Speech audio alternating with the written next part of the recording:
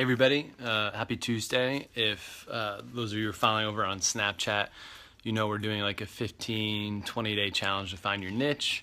I'm just in between my house and going to the office here. I had a couple doctor's appointments and errands to run, so I wanted to do this quick live video because it was too long to do on Snapchat. But last night I taught a class at General Assembly on startup jobs and how to find your path. And there was about 8 students, all probably from the ages of like 25 to 35, so people that had 3 to 10, 15 years experience. And there were a couple of people that worked in government jobs, which makes sense since we're here in DC. And the whole part of the 2-hour workshop was, all right, like how to unwind your job search and how to, what motivates you, what your strengths are, etc. And we did that.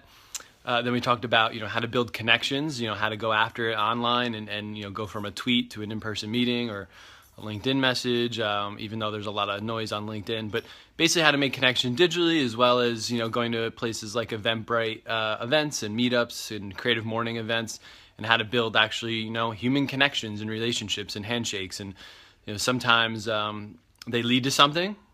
Maybe you grab coffee the next week. Other times they don't lead to anything. I have a stack of business cards both at my house here and at my office that we followed up with each other and just never led to anything, but it's okay. So anyway, there were 2 people though that worked in government jobs, one for the Department of Defense, and I think, I forget the girl, the other lady that worked in another industry, but the one was looking to move out to San Francisco and get into Silicon Valley and get into startups. And I think we all face this in any career transition, especially for my student affairs folks, is the transferable skills piece, right? And when you have a 2-page, 1-page black and white resume with a bunch of bullet points of, I worked at, so-and-so institution, or I was in charge of recruiting and training students, or, planning events, whatever it might be. I know I even worried, but this woman particularly was worried, well, they don't get what my transferable skills are. And I would agree 100% that they most likely won't, especially in a startup world, and they might even be a little scared off of coming from a government job. However, what I try to keep explaining is it's you got to get out of the mindset of relying on a 1 or 2-page resume that tells your story, because we're so much more than just a white sheet of paper that gets submitted through an applicant tracking system. And even doing this, like creating video content, there's a company, HubSpot, up in Boston, is asking candidates to submit 6 10-second Snapchat stories, because it builds their personality and it builds connection face-to-face, sees how people speak and communicate and look on camera and stuff like that. And from the interviewer or the interviewee side, you also get to show some personality and go in a little bit more depth of outside of your resume and what you can do for them. And that's why I really believe it's this connection economy where you can start shaking hands and meeting people. So obviously my big point was, right, like go out to San Francisco, start going to events, meetups, etc. Start figuring out who you can start shaking hands with, who knows who, and build like actual relationships that matter, not just a transactional relationship.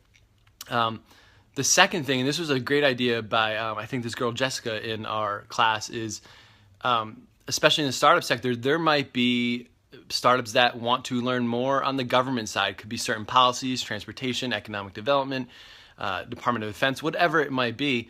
Perhaps you are fitting into that right now, and they might need a consultant, freelancer, etc. So maybe you do offer that up. It's just you need to figure out how to communicate that, and it may not be a resume.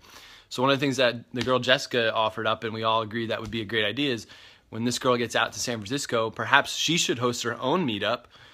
Try to get 5, 10, 15 people, figure out the topic that might be relative to that area and to the startup scene out there, and her run, a little meetup, like, come pick the brain of a former government contractor to help your startup.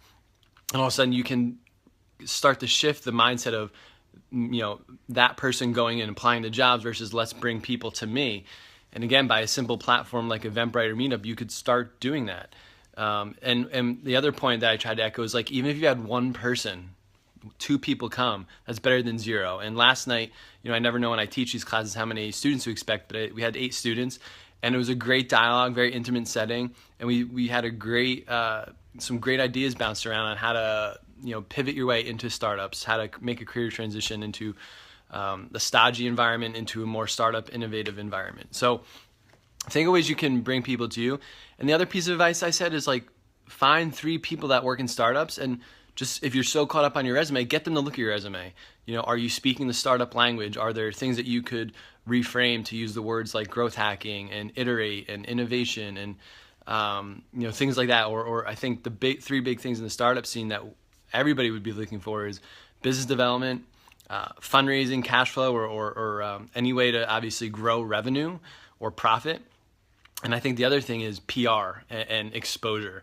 So you might be great at that and building connections. So that's a way that you need to pivot yourself. And the other thing is just making content like this. Like, go start making, start tweeting about it. Start making Snapchats about it. So try to reverse engineer where you want to work or who you want to work for, versus, again, just relying on that 2-page resume, because we're so much more than the experience we've had in 1 year, 5 years, 10 years, 20 years, and then we get stuck to put it on two sheets of paper that somebody judges in 5 seconds. So I just need to get this out there because it was a very beneficial conversation last night, but I think there still is this big mind shift regardless of how innovative and risk-taking we are, but we still rely on kind of the same techniques, which is it's not there anymore, because I can do this right now, Facebook Live at 11:30 Eastern time here in DC, headed to my office. There's just a better way to get your message out there. So I hope this helps. Let me know.